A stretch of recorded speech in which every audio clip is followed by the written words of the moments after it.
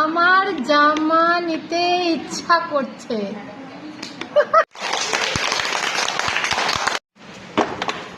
দরজাটা খোলো, ওটাটা খোলো।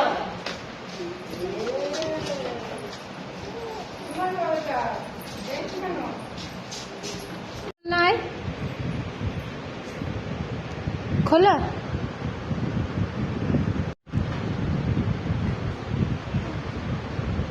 হাত তাড়িয়ে দিয়েছে ভাই।